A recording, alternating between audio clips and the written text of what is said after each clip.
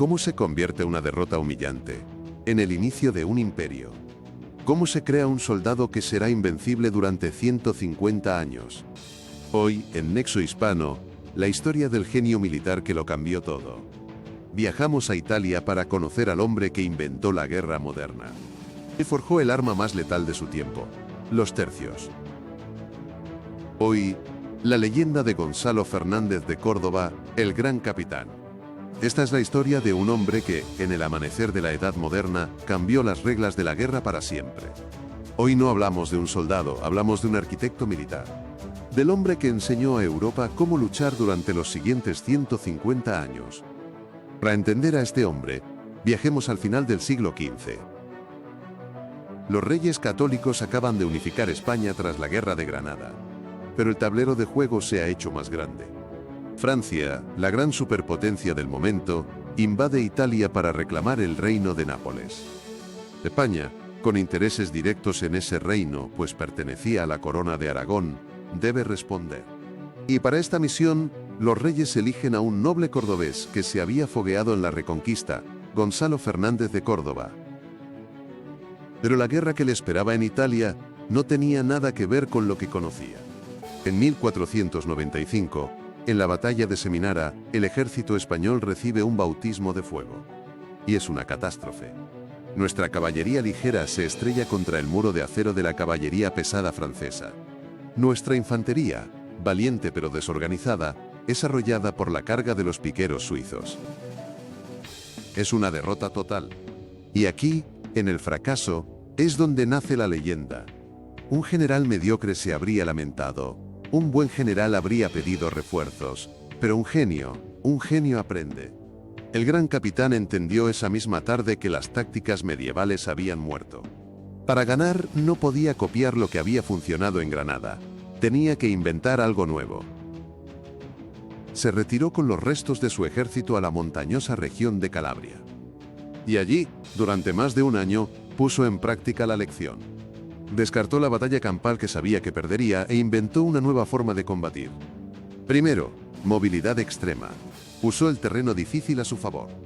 Segundo, guerra de guerrillas, golpes de mano, emboscadas, asaltos nocturnos. Tercero, logística. Se centró en algo que los franceses despreciaban: cortar sus líneas de suministro. ¿De qué sirve un gran ejército si no puede comer? Cuarto, apoyo popular. Se ganó a la población local italiana, que le dio cobijo, comida e información valiosa. Fue una guerra de desgaste de inteligencia, y funcionó. La culminación de esta nueva estrategia fue el asedio de Atella, 1496. Mediante una serie de marchas brillantes, Gonzalo acorraló al ejército francés. Pero no ordenó un asalto suicida. Aplicó un asedio implacable. Bloqueó toda salida, todo suministro. El ejército francés, sin comida, enfermo y desmoralizado, se rindió en bloque. Sin haber librado una sola gran batalla, el gran capitán había ganado la guerra. Su fama cruzó Italia. El Papa Alejandro VI, un Borja de origen español, le pidió ayuda. El puerto de Roma, Ostia, estaba tomado por un corsario al servicio de Francia, Menaldo Guerra. Un temible corsario vizcaíno que había convertido la fortaleza en un nido de piratas que estrangulaba Roma, provocando hambruna. La fortaleza era considerada inexpugnable. El gran capitán llegó con una fuerza minúscula. Todos esperaban un asedio de meses. Pero Gonzalo aplicó su doctrina de la guerra moderna: velocidad, sorpresa y concentración de fuerza. Lo resolvió en 8 días. Analizó los muros para encontrar el punto más vulnerable. Concentró toda su artillería en un solo punto, abrió brecha. Y justo cuando sus hombres se lanzaban al asalto, el corsario, atónito, se rindió. Roma lo recibió como a un héroe de la antigüedad. Pero la guerra con Francia regresaría. Y esta vez, el gran capitán no solo cambiaría la estrategia, cambiaría al soldado. Mientras la guerra estaba en pausa, él revolucionó su ejército. Creó las coronelías, el embrión directo de los futuros tercios. ¿Qué hizo? Combinó lo mejor de cada arma en una sola unidad táctica. Integró la pica de los suizos para crear un muro defensivo contra la caballería. Mantuvo la espada y la rodela, la agilidad española para el combate cuerpo a cuerpo. Y su gran apuesta, el arcabuz, el arma de fuego. Creó la infantería pica y dispara, una máquina de combate flexible, disciplinada y profesional, donde cada soldado tenía un honor y un orgullo de cuerpo. Y la prueba de fuego llegó, Batalla de Ceriñola, 1503. Esta es, amigos míos, la primera batalla de la historia ganada decisivamente por la infantería con armas de fuego. El gran capitán erigió el terreno. Hizo que sus hombres cavaran un foso y levantaran un parapeto. Atrincheró a sus arcabuceros. El ejército francés, arrogante y confiado en su caballería pesada, cargó. No encontraron gloria. Encontraron un foso y una lluvia de plomo. La élite de la caballería europea fue aniquilada antes de llegar a las líneas. Cuando los piqueros suizos avanzaron, fueron recibidos por el fuego concentrado y luego por las picas españolas. En menos de una hora, el ejército francés fue borrado del mapa. La guerra había cambiado. La pólvora había vencido al acero. La victoria final vendría meses después, en el Garellano, 1503. En pleno invierno, con un río desbordado separando a los dos ejércitos. Los franceses, cómodos en sus cuarteles, creían imposible un ataque. Imposible para un general corriente. No para él. En secreto, bajo la lluvia torrencial, el gran capitán tendió puentes de barcas.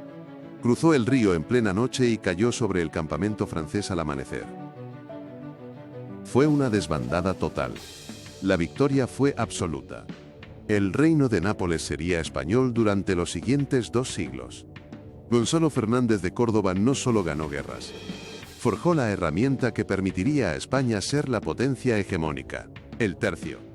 El soldado del tercio, profesional, disciplinado, valiente hasta la temeridad. Y con un sentido del honor inquebrantable, dominaría los campos de batalla de Europa durante 150 años. El gran capitán fue nombrado virrey de Nápoles. Era amado por el pueblo, respetado por sus enemigos y adorado por sus hombres. Y eso generó recelos en su propio rey, Fernando el Católico. El rey, temeroso de que su popularidad le hiciera independiente, lo llamó de vuelta a España. Y una vez en casa, con excusas y política, lo apartó del mando. El rey, para justificar su destitución, exigió a Gonzalo que rindiera cuentas detalladas de los inmensos gastos de la guerra. La leyenda dice que Gonzalo respondió con una lista irónica de gastos como 100.000 ducados en guantes perfumados para que los soldados no olieran el hedor de la batalla.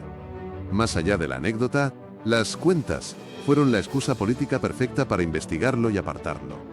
Aunque le dio el título de duque de Sesa, el rey nunca le volvió a dar un mando militar o político relevante. Lo mantuvo en la corte un tiempo y luego le permitió retirarse a sus tierras en Loja, Granada. En 1512, ante una nueva guerra contra Francia, el rey Fernando, ya viejo, volvió a llamar al gran capitán para que organizara un nuevo ejército para ir a Italia. La noticia corrió como la pólvora, y miles de sus antiguos veteranos acudieron de toda España para alistarse bajo su bandera. Esta demostración de lealtad personal aterrorizó de nuevo al rey, quien, viendo el poder de convocatoria intacto de Gonzalo, dio una contraorden, disolvió el ejército y lo mandó de vuelta a Loja. El genio militar más grande de su tiempo murió en su patria, sí, pero en el olvido, lejos del campo de batalla. Fue una historia de gloria inmensa y de ingratitud profunda. Gracias por acompañarnos en este viaje. Si te ha emocionado esta historia, compártela. Ahora es tu turno. ¿Conocías la figura y la historia de Gonzalo Fernández de Córdoba, el gran capitán? Si os ha parecido interesante esta historia y queréis seguir explorando juntos nuestra historia compartida, os invitamos a suscribiros, darle a me gusta y compartir el video. Vuestro apoyo es fundamental, porque para entender quiénes somos primero debemos saber quiénes fuimos. Únete a Nexo Hispano.